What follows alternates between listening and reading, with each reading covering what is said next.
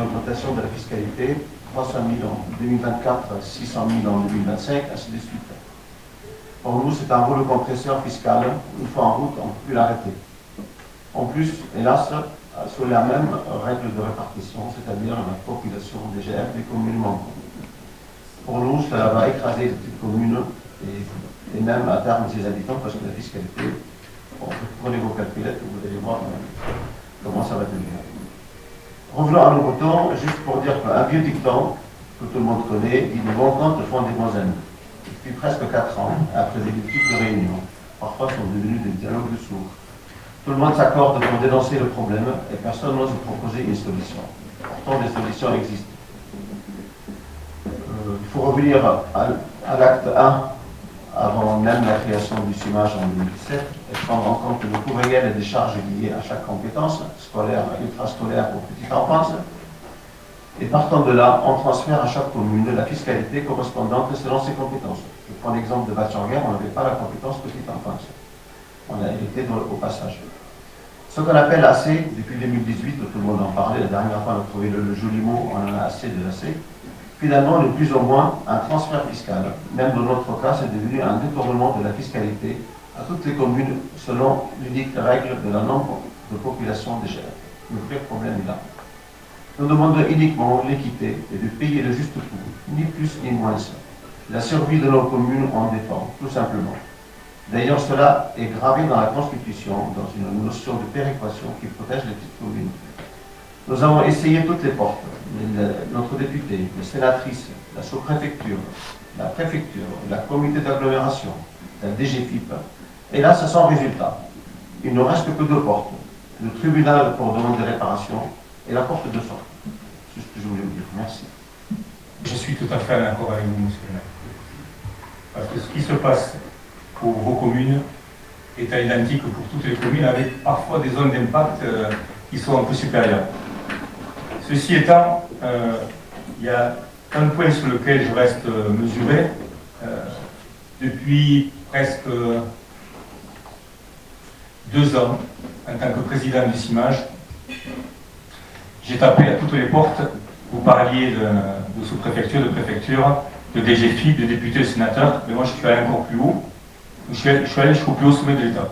C'est-à-dire jusqu'à Bercy, par le président évidemment, puisque ce n'est pas son domaine de compétence, mais ça n'intéresse pas, je pense, mais c'était monsieur le ministre, et madame Faure, qui était venue à Bartrès récemment. Et nous avons eu la porte fermée parce que ça relève, je dirais peut-être de technocrates à un moment donné qui ont fait les lois et qui n'ont pas tout visé, et surtout le devenir des collectivités territoriales qui sont asséchées d'année en année. Donc je suis absolument d'accord avec vous. Mais je serais quand même plutôt positif parce que depuis des mois, j'avais demandé ici, ce qui était le cas, la création d'une commission avec des élus qui sont ici, M. Mur, M. Artigue, Mme Plan, M. Vergès, M. Hernandez, Mme Laborde, et je crois que c'est tout, et M. Boulet, Mme Laborde. Cette commission s'est réunie plusieurs fois en sous-préfecture et a travaillé sur différentes hypothèses concernant 2 choses. L'AC, la fameuse AC, mais en effleurant le problème, mais surtout plutôt sur l'aide à la décision, sur la conduite de projet que nous sommes dans l'obligation de faire aujourd'hui. C'est plus un choix, c'est comme un projet qui est par ici à l'hôpital. Nous ne sommes plus en train de choisir, nous devons faire ces projets-là pour nos usagers qui attendent une crèche depuis très très longtemps. Et ce projet de 2014 qui devait démarrer n'avait pas vu le jour, et ça fait déjà 10 ans. Donc, cette crèche est attendue. Une équipe a été remobilisée avec une nouvelle directrice, un très beau projet. Elle a participé aussi à ce projet. Et donc nous allons engager ce projet. Alors, par rapport au point précis que vous mettez en avant, je dirais que moi-même, suite à l'intervention, mais j'y travaillais déjà avec l'agglomération, mais suite à l'intervention de Mme Laborde lors du comité d'agglomération, le conseil d'agglomération l'autre jour, j'ai pu m'entretenir en suivant avec certains élus, et j'ai demandé à monsieur le directeur général de l'organisation, de se réveiller, de retravailler, puisque je demande à Madame la directrice du CIMAGE de communiquer les chiffres de la petite enfance et de travailler différents scénarios, ce que j'ai dit à Madame Laborde, différents scénarios possibles que l'on soumettra. C'est pour ça que je reste positif, parce qu'il y a deux niveaux. Il y a les projets. Comment finance-t-on les projets aujourd'hui au regard d'une attribution de compensation qui est une enveloppe fermée et qui diminue parce que les carrières, parce que le coût, parce que les fluides, etc. Mais quand je me réfère aux élus, comme Gérard Tremèche, qui ne fonctionnent pas en CIMAGE, mais ces services-là ont un coût. Il m'a dit que ces services-là ont du coût tant. Donc, il s'agit de trouver les ressources pour financer des projets pour nos usagers qui en ont besoin. Et en plus, notre territoire est un lieu maintenant de résidence, puisque nos habitants revenus sur nos territoires et que la destination Occitanie est très prisée par la migration climatique qui viendra petit à petit, mais aussi parce que c'est un endroit où on vit peut-être de manière plus confortable que dans les grandes villes. Donc nous devons être au rendez-vous des services aussi, par l'hôpital, maternité, crèche, petite enfance, école, enfin, tout ce qui fait la vie d'un territoire.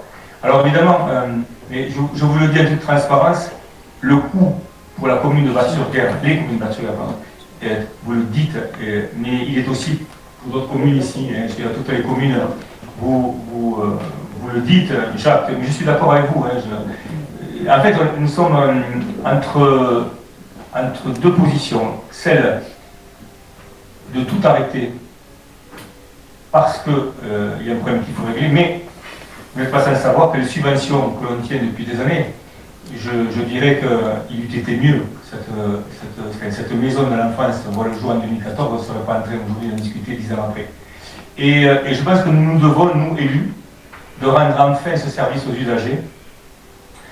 En plus, la crèche actuelle, c'est vieillissante quand même, elle a 50 ans. Nous sommes dans l'obligation d'avoir un service moderne, avec un projet moderne, d'ailleurs un très beau projet, qui va voir le jour.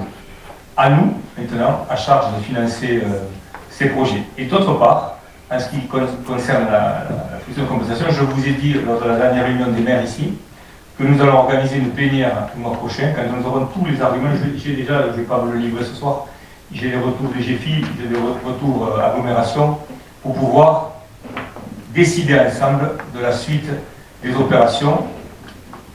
Là où il y a une volonté, il y a un chemin. Le chemin il nous est dicté par nos usagers. Et je suis d'accord avec vous, je vous le dis, mais la ville de Lourdes aussi est impactée par cette passée. Ça nous coûte très cher aussi, mais nous devons faire face aux défis.